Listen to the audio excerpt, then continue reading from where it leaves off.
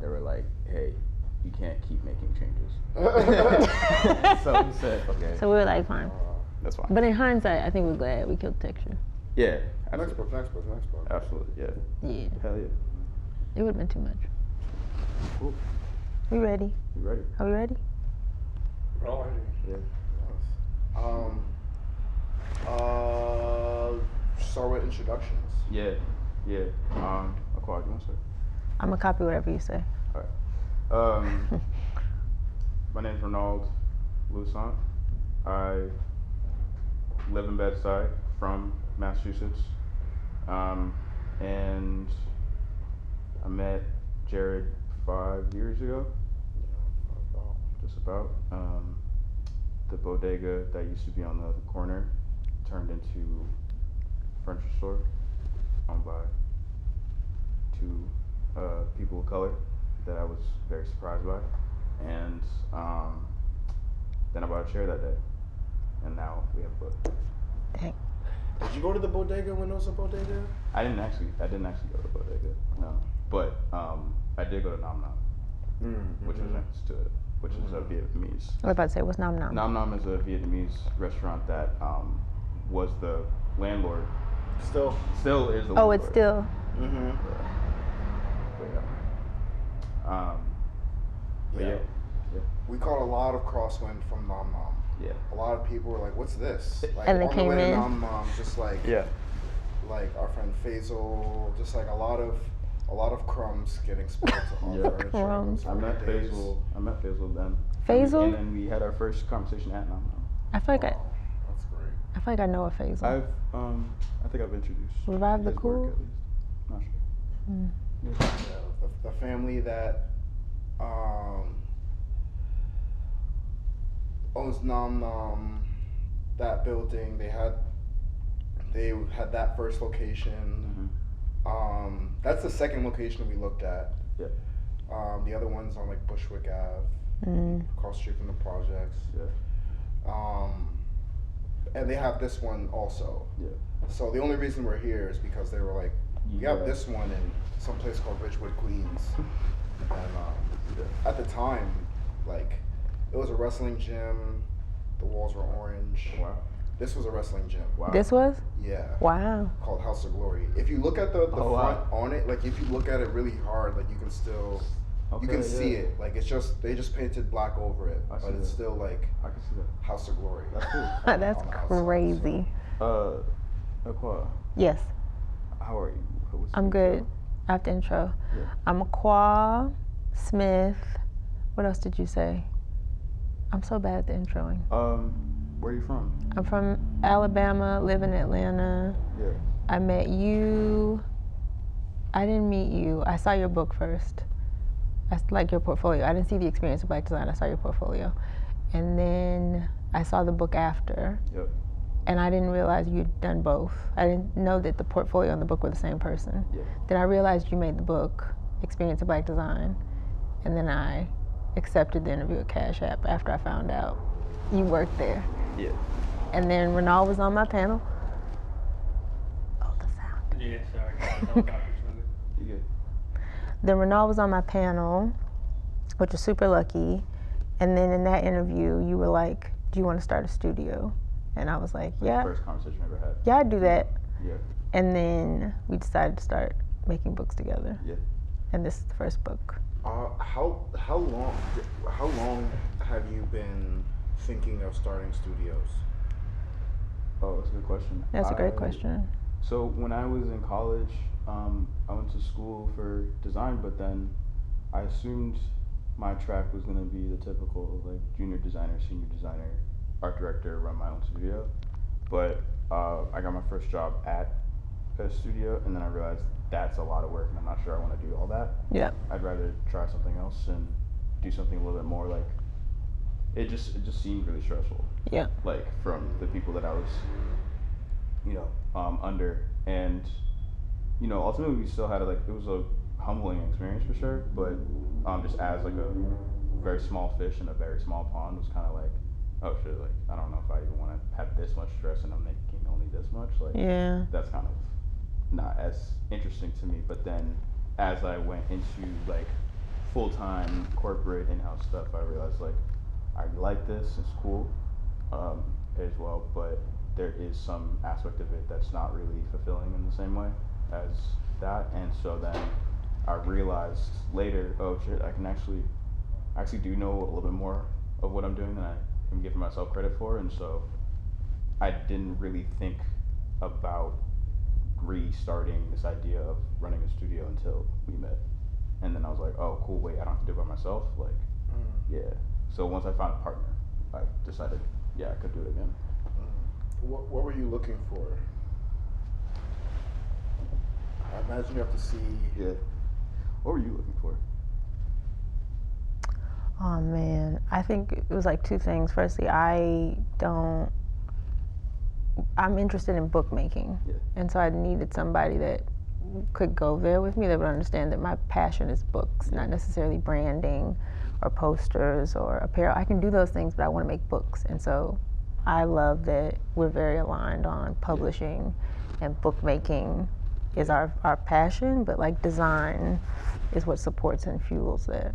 So I just needed a partner that like is okay in the very like unforgiving process of bookmaking. Yeah, I think for me, a lot of it is like the idea of like the similar types of projects we want to work on, but more importantly for me, I think, is the idea that someone else is interested in like the drama of like making something really interesting. Like I want to make everything like a Tarantino movie type thing. So it's like that's why we're like throwing sawdust all over the place. You know what I mean? Like I want to like work with somebody who cares enough to go the extra mile when like no one else is going to, and no one else has to, and also someone who's gonna stay up late working on something and get things done. Like it, so it's cool. It's cool that way because that's exactly what we have now. So yeah. What is it about books specifically that is the draw for designers? For designers, I think. Or for you too. Yeah. It's kind of two-sided because I think designers in general want to make books. I think John said it best yesterday actually. It's kind of like the holy grail. Like it's like where everything you want to do in design is like met here. Like you can kind of play around with like a poster like thing on the cover, and then play around with like layouts or systems in the interior, and then like do funny, interesting, weird stuff because there's a lot of pages to, there's a lot of room to play around with cool, interesting ideas. For me specifically, I think when it comes to books, like I really love telling long narratives.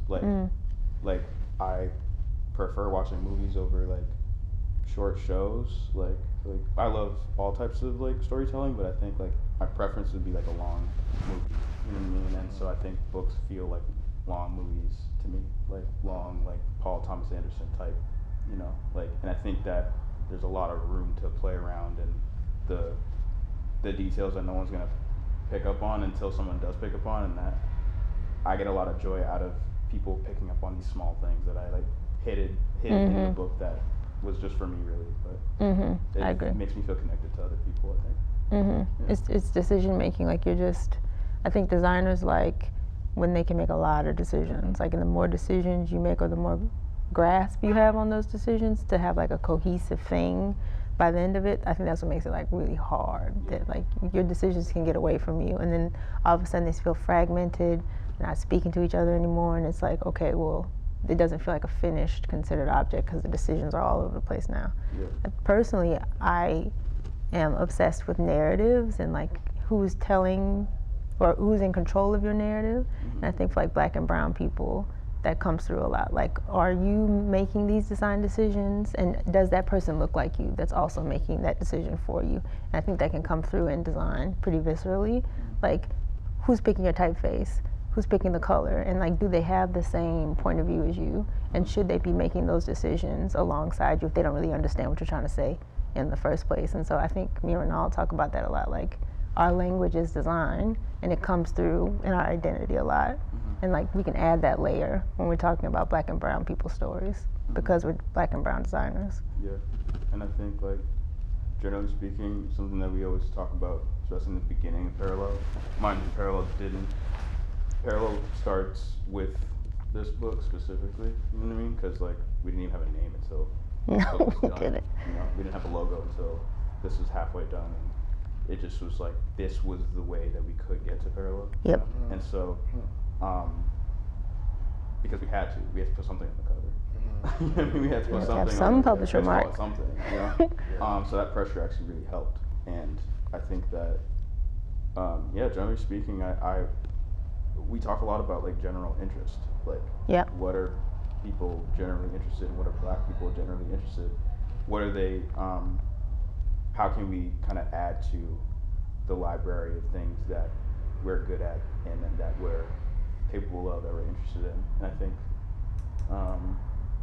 it's just not documented enough, our capabilities to design art in the world. Yeah. And so, yeah, we just want to make sure that it's documented in the Library of Congress with an ISBN at a high level. Yep. With a nice foil and a good wood cloth. Good linen. You know. Good cloth.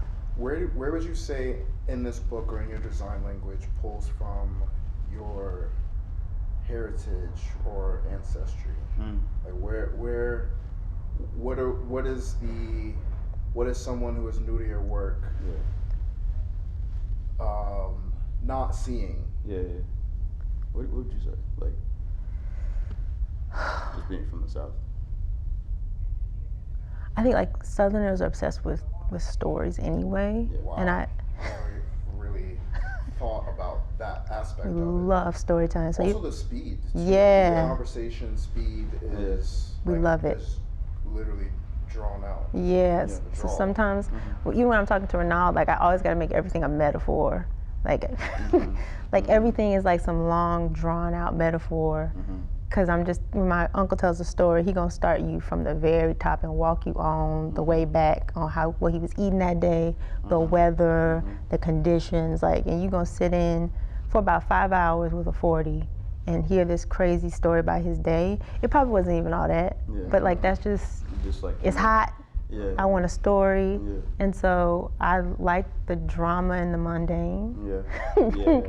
And I think, in a weird way, that comes out in how I design. Like these tiny things, I make a big deal. And Renald humors me in that. Like we like when things, like even how we designed the book, like ending on that photo, is because we want it to feel like you kind of sat through a movie.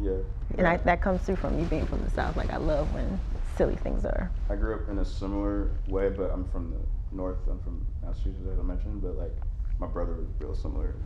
It was really similar to what you're talking about with your uncle. Like where. So you're gonna strap in for a story, and like, he's gonna make he's gonna make a very uninteresting story very interesting. You know, and I think that I grew up around people like that, and Haitian people in general, very hardworking. But then there's like these like polar. I don't want to speak for everybody, of course, but in my family, what I noticed was like either like super quiet, hardworking, keep to yourself, or just very, very much the opposite. Like, but everyone all together is like working 2-3 jobs at a time, you know. So it's like there's a work ethic, but there's lots of different types of narrative and lots of different just lots of different temperaments, I think, when it comes to how you receive information and how you give out information. Because like my dad is a super quiet person, but he's probably where I get most of my creativity from, you know, like just his ability to kind of makeshift things and like work with constraints. My dad's really good at that. My mom was like very upfront and like very, you know, fashionable, very like well presented, you know. So it's kind of interesting having those two polar opposites that have. My dad, like, I think he, I would say like more lowbrow, kind of like it didn't matter what it looked like, it just mattered that it functioned well. And my mom was very much like it really mattered what it looks like. And that pairing, I think you can only get a graphic designer as a son. Like, you know what I mean? Like, I can only imagine. That's interesting. It's interesting that you pull from both of them in your work. Yeah. All the time. What's your sign? I'm a Gemini. Okay. And for those of y'all that turned off the I did. video at that point, I did. I would. Don't want to hear Gemini talk. Yeah, I pull a lot of that. I bring this up because the last one we did across the street with Lucy, she is also a Gemini. Oh, tight. And the only reason I'm bringing it up now again is because listening to her, it was reflected in her work because she had these really like kind of like mathematical folding like paper lights that you can see in the window. But to the left of her, she had this like swirly, like really loose, no angles in it. And she was explaining this process and was like, I did the same thing here that I did with this. And it's just like I could see there's a this. There's like it's almost like someone writing. It was like a really interesting polarity that I don't know if we can ignore that as a perspective. I think everything matters. Everything we've done up until this point is sprinkled in whatever your finished thing is. It felt like when me and Akoua got together, it felt like similar in that like maybe everybody has that ability to kind of like be ambidextrous, but I wasn't actually able to be ambidextrous until I met her because there's like. Hey, what's your sign, Akoua? Sorry, Capricorn. Capricorn. Okay. Yeah, I got a lot of Capricorns in my life right now. Yeah, same here. Long lasting, you know. It's a point. Heads of the table. The heads of the table. But just to finish the other point, I think I wasn't able to like execute the way I wanted to until I met her because she was good at all the things that I hated to do and vice versa. And so it just helped us be a more dynamic team in a lot of different ways, in work and friendship and a lot of like kind of just as business partners too. Like I think that it really helps out. Yeah. No, I agree. Yeah. But I feel like it's kind of interesting though. It feels like having a superpower when you find that person. That's kind of like how I feel about. I mean, I have to imagine that's how you feel with Ed. Like, you know what I mean? Like y'all are so different in a lot of ways, but so opposite, but like so complementary for that reason. And like I felt like it's really interesting that y'all found each other. I found you. She found me, and then it kind of just now this is a thing, you know? Yeah. But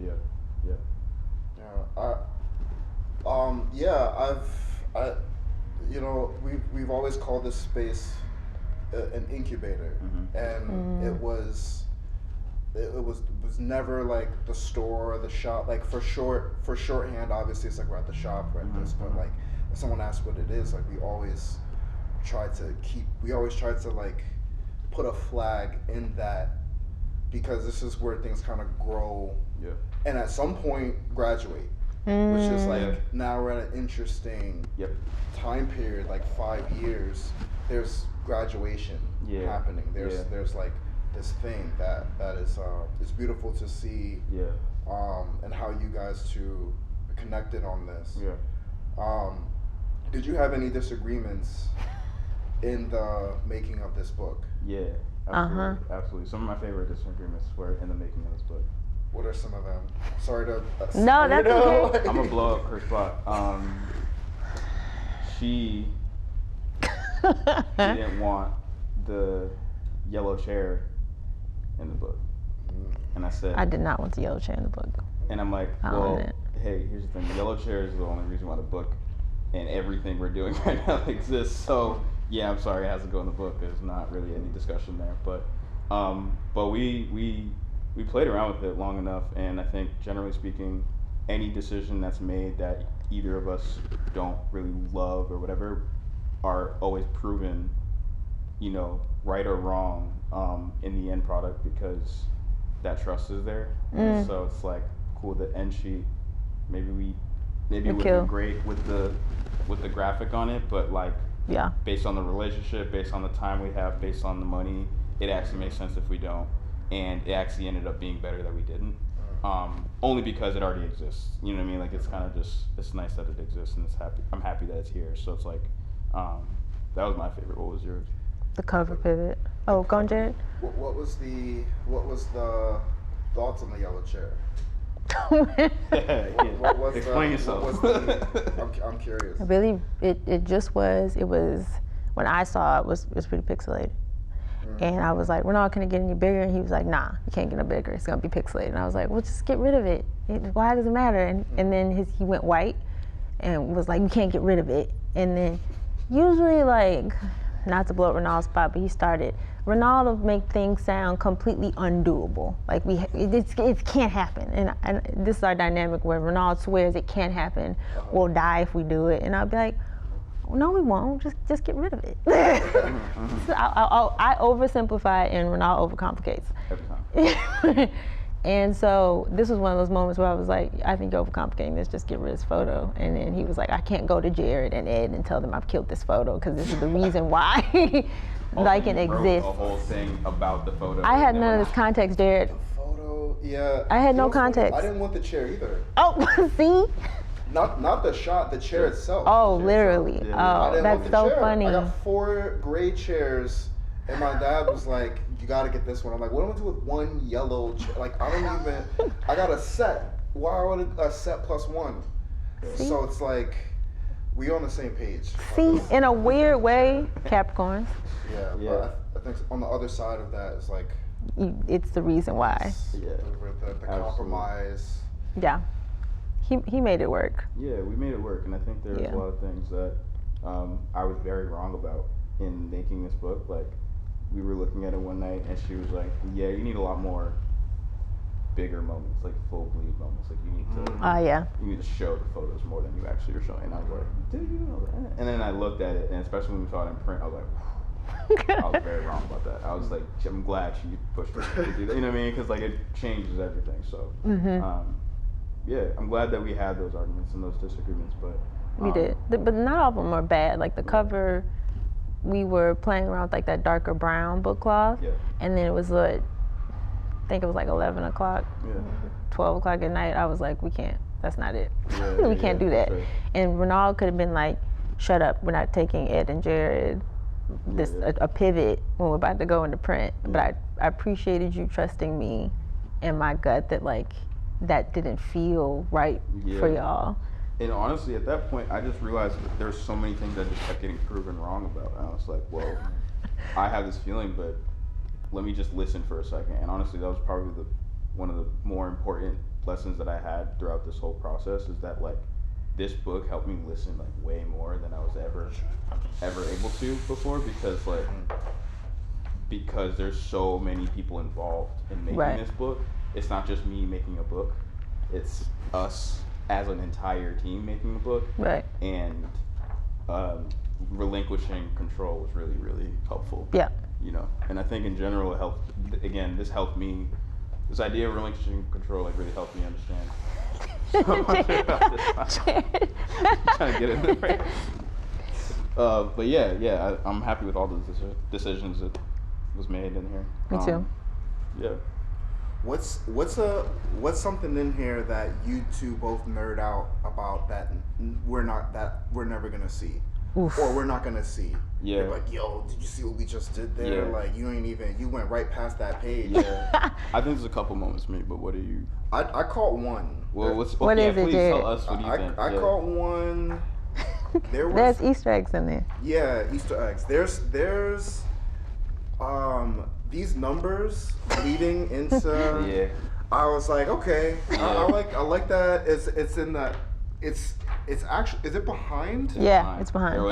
That's subtle. So so the main thing, for people who are watching, the numbers, the page numbers are really important in terms of how the book is laid out.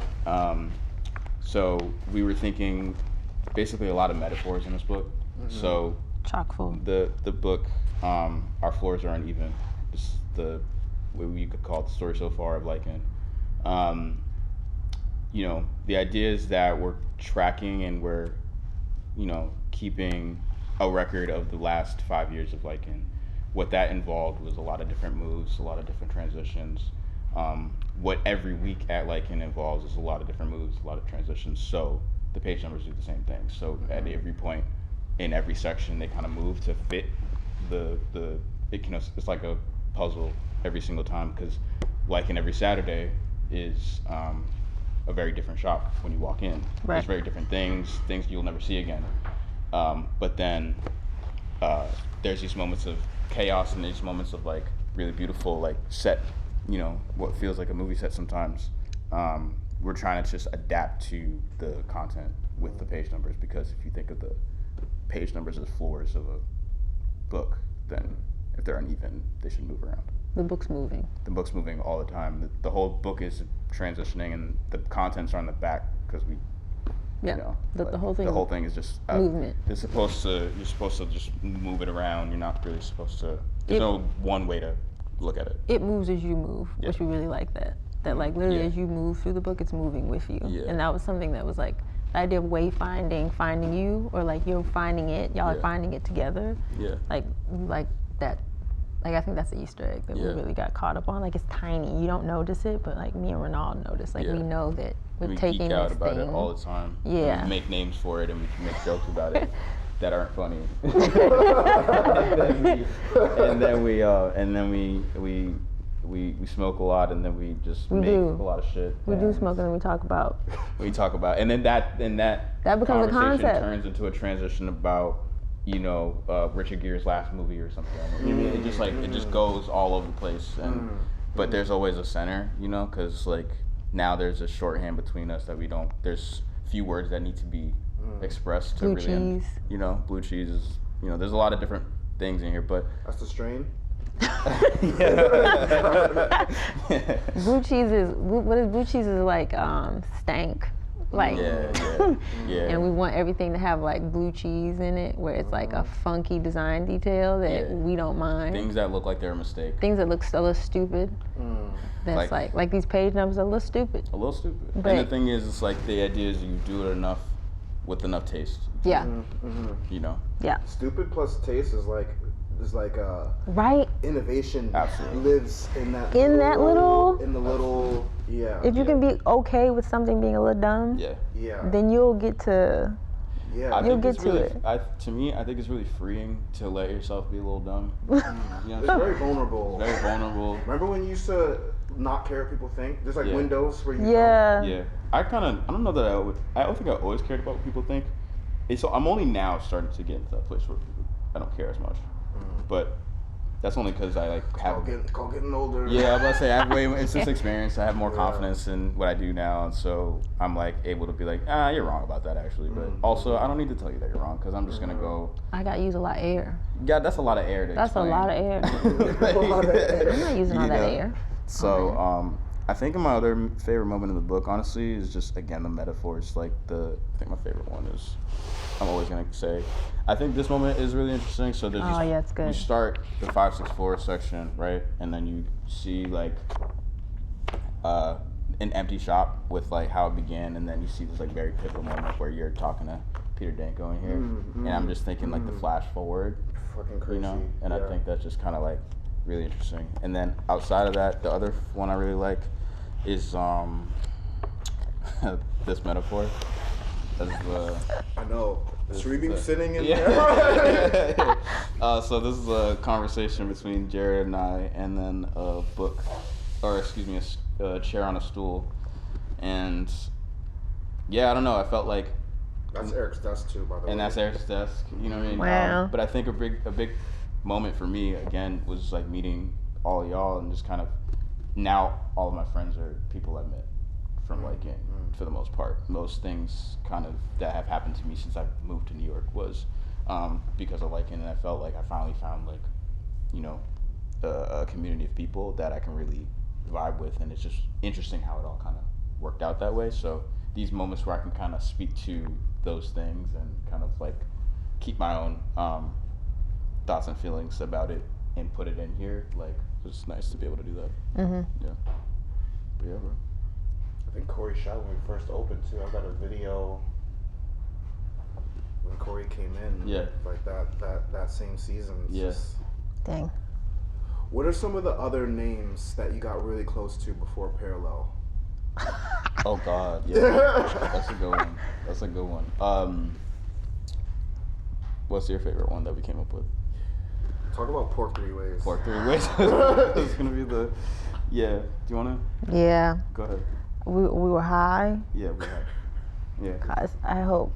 Come on, Corey. Like you can't. Me and Renald are gonna. Leave It's it, gonna leave it seem in. like all me and Renald do, and it's true.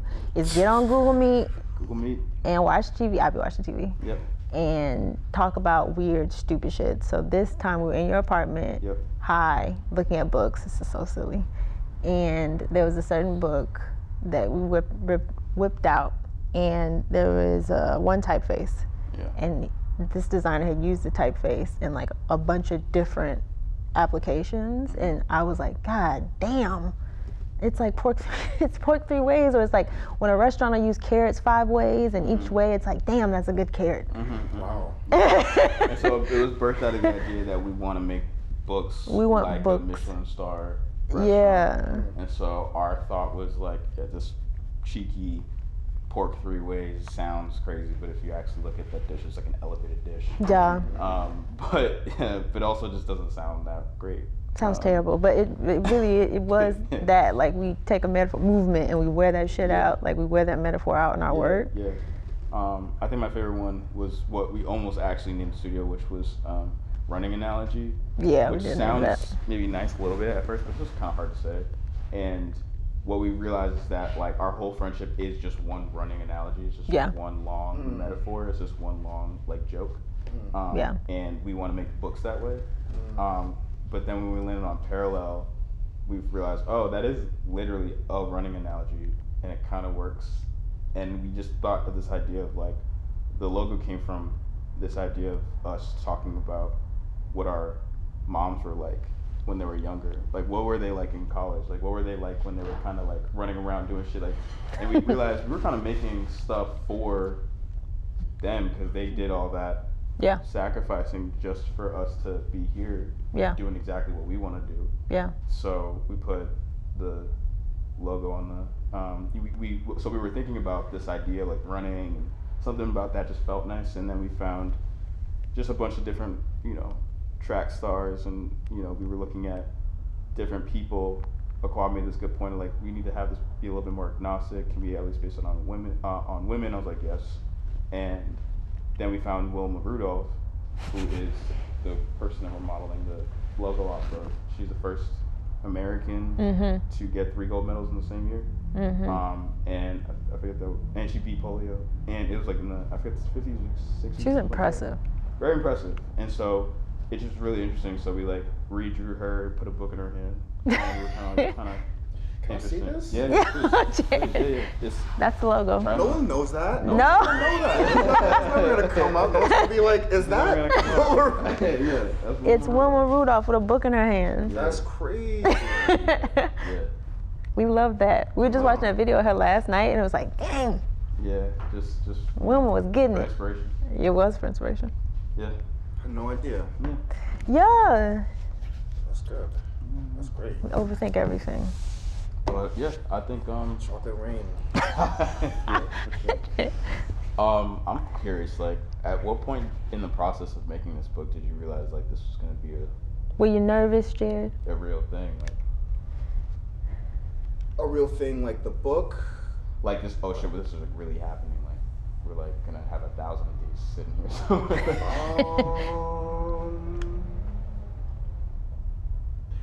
That first invoice, that first deposit. Oh, Yeah. all right. Yeah. Okay. Yeah. No. I don't know. I feel like it's a collection of like it's really journalism, because a lot of the photography in this book weren't planned. It wasn't like orchestrated. It was just like, like a lot of just like me and Eric, like, oh shit, like this should be known about. I don't know. It's not like like there's some shots in there that are like there's composition, but like the in between moments were just like one of my favorite shots in there that Eric took is James Wrong sleeping on. Yeah. You know what I mean? And it's Yeah. just like, I don't know. Part of me is looking forward to looking back at it. Yeah. Yeah. So it like hasn't quite set in yet because we're still in the middle of it. Yeah, absolutely. Which I think is I'm excited about. It's gonna age well. I think so. Yeah. I think like that's the importance of like books in general. Is like Yep. what you guys are talking about. I can't wait for it to be like right now it's a contemporary book. Yeah. But in 5 And years. 5 years, you know what I mean? It's gonna be a different kind of book. Yep. And then like, Yep. you know what I mean? There aren't any Yep. design books that show a diverse group of people building furniture, just building something together. Yeah. You can't find. It doesn't exist. I've been, you know what I mean? Like, so it's like, it's one of those things where it's like I want to put it in a time capsule. Yeah. And come back to it when it's like cooked. Like right now, it's like It's a newborn. preheat. Yeah, it's a new. So like It just got here. yeah. So like I've been really yeah, like all these moments in real time weren't significant. Yeah. Right. They were just I think that, I mean, that's one of my favorite parts too, thinking about like where this will end up one day. Like, I love the idea of going to like a thrift store or somewhere where there's like just like an old used like Yeah. thrift store, and then like maybe seeing it there or something like that. Like Yep. seeing how it's treated, like what's going, like I love seeing, you know, things being used. Yep. But like in general, I think like to your point just before, I think like the unplanned nature of the photography compared like with the very like calculated way the book was made, I thought it was like a really beautiful way to meet in the middle, kind of taking this organic and like really codifying it. Yeah. Well, that's You know what what I you mean? guys did too. I Yeah. feel like you Yeah. cooked it, Yeah. right? Yeah. Like you Yeah. got all Yeah. the ingredients. We were like, here's some tomatoes, Yeah. or we Yeah. found some lettuce in the Yeah. thing Yeah. there. And you're like, what are you gonna do with this? And like that's where layout is like Yeah. the orchestra of You it. mentioned that like you guys, you know, when you and Eric and Jesse even like would take the camera out in these different moments that you just saw, and you're like, all right, cool, like this is something, right? At some point, did you ever think of it being collected in one place? Yeah. Was that the intention? Like publicly? Eric did. He's Eric's like, nodding. yeah. Yeah. Eric said, yeah.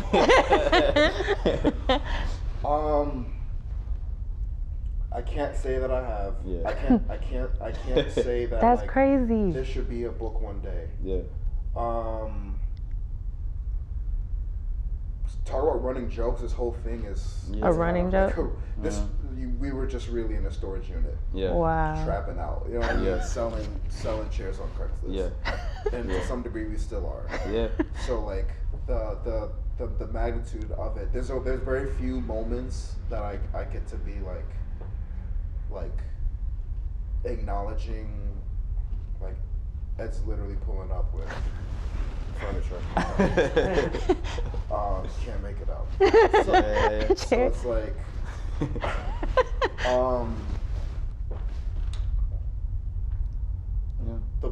the book is like, the book also is, it's not for me. It's not for Ed. Lichen's not for any individual like anymore. Like at one point, I remember specifically, because we would have to go pick up stuff, right?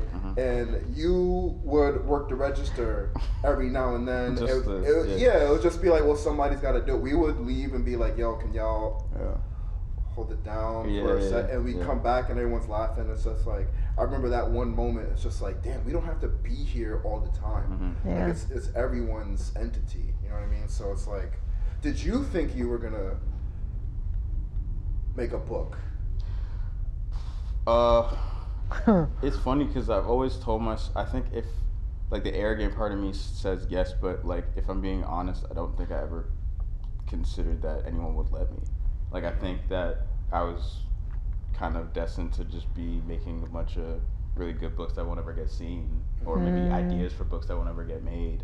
But it wasn't until we met, until y'all had the idea to even make a book, and I was like, okay, well, if y'all are making a book, we have to make it. But then, it was one It's of those crazy things. to So me it just that- kind of came together.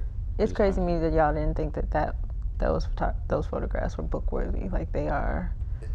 They just feel like they need to be bound. It sounds really cliche, but like, I wasn't even thinking physical. Yeah. Wow. Yeah. And Ed was not even thinking digital. Yeah. You know what I mean? Like, I was living in, this is when like e-commerce was, it just was e-commerce. They were like, you don't need, it was like retail is dead. Like, you don't need to be in a physical thing for anything. So I was just like, make a pop in Instagram, like, straight up. And it's digital. And then Ed, you know, can't take a photo to save his life. You know what I mean? Which is fine. He doesn't want to. He knows it. I know. You know what I mean? But I also wasn't thinking. I wasn't thinking physical. He wasn't thinking digital. So it wasn't until the two was just like, oh, you need to like telling stories, but then you also need something tangible. You need like a physical thing. So this whole concoction is a combination of people having like half of the puzzle piece. And it's useless until you find like plug in an outlet. Absolutely. Like, it doesn't matter. Either one is just like. My hope is that this cements a lot of what people maybe don't understand about how Lichen operates. And we talked about that, like the function of the book, like because there's obviously it's very sentimental because it's like it's a time period, like a period of time that Lichen has grown and built up itself. But then, like, on its head, I was talking to Renald one night. I was like, this is a dope furniture book. Like, if I picked it up, I'd just be like, oh, this is beautiful furniture. I'm going to buy it because there's really beautiful objects in here. And I think that's really nice, that there's a nice balance of, like, sentimental, but also, like, beautiful objects. Because how we pace out the book is really simple in that, like, you kind of start off with the context that you need with Joshua Ford. Right. And then you immediately met with, like, 80 very detailed, like the index. Detailed index of everything that has been made, like by the hands of the people that are in the shop.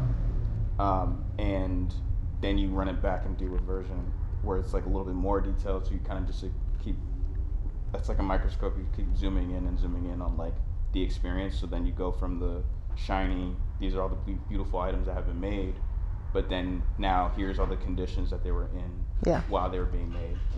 And then you don't find out until the end who made it, for the most part, outside of, or at least you don't see who made it, you know, but you get pieces of it, but for the most part you're seeing the true process of like how everything came together and how everything still works. Because also this is a nice moment in time, but it might be very different a year from now, even. It might be very different 5 years from now, so true. I mean, R.I.P. Cushman. He's got a shot in there. And you know, at the time, it wasn't like you know, so it's a beautiful piece of journalism for sure. And I'm just happy that it all came together the way it did with the people involved. Like every single person that was involved in making this book, like their contract, like they had to have been that. You know what I mean? So it had to have been them. Sid had to edit it. You know, Josh had to write the foreword. Eric had to, you know, take the bulk of the photos. You know, like it came with great ingredients. No matter how you cooked it, like it would have been. And to be honest, this is. Me and Ed have been like both intentionally, but also like just with everything going on, so hands off. Like so hands off. I've never felt more like a client in my life. I'm not used to being client, but like in a weird way, it was just like, you know, the work that you guys did, that Allison did, that like so much of what made it special and was difficult, I was so removed from. We just came back and was just like, maybe different color, and like maybe this and that, but like it was very much just like a lot of trust, and there was no question on anything for anyone. It was just like, you know, like I was like, we should make a book, like do it, you know what I mean? Make a book, even with like the furniture pieces, like.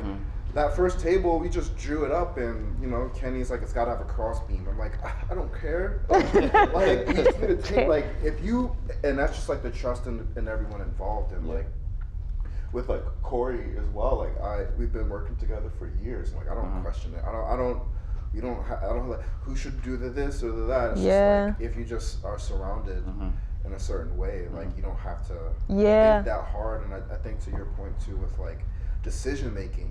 Yeah. Sometimes it's like decision overload. Yeah. And you just can't, and you just have to trust fall. Yeah. Yeah, we're learning that. Absolutely. Like, I feel like while we were making this book, like, we've been learning that lesson a lot. Like, and me and Renald are finding our opinion on it. Like, we don't want to have to be able, like, in a position if we're creating anything with anybody where we don't have trust, where it isn't built in that we, like, we know you're cool. You know we're cool. We're going to do our best work, and we trust that you know we're going to do that. And so it was really nice in that process, having that from y'all. Yeah. Like, we knew that you knew that we were going to do our absolute best no matter what, and felt it in the process that you let us just go off and do our thing. Yeah. I don't think we knew how important and necessary that is for us to make books we're proud of. Yeah, truly. Yeah, couldn't have said it better. I feel like it's just kind of, I'm just happy it's here. Same. At this point, honestly. I'm excited for it to grow and shit, but. Yeah. I'm trying to do my best to be present. Yeah.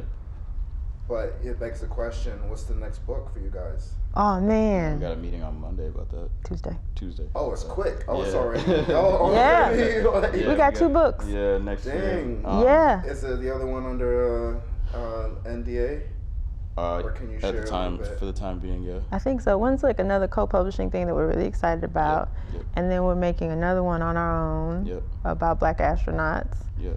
That's exciting. Yep. That'll be on us. But we already got 2 in the clip. Yeah. Starting on them. There we go. Already playing. Yeah. It's a long process, and honestly, like, we learned so much from this one. We're like, all right, cool. Like, the first 3 months are just gonna be like contracts and like Yeah. content gathering and all that stuff before we even like touch design. But of course, we designing in our heads the whole time. Yeah. But yeah. We're excited. Next year, hopefully. Wow. Thanks, Looking forward fam. to that. Thank you. Well, thank you for having us. Thanks for having us. Of course. Jared. Oh. We tired, y'all. All right, y'all. We tired. Yeah, all right.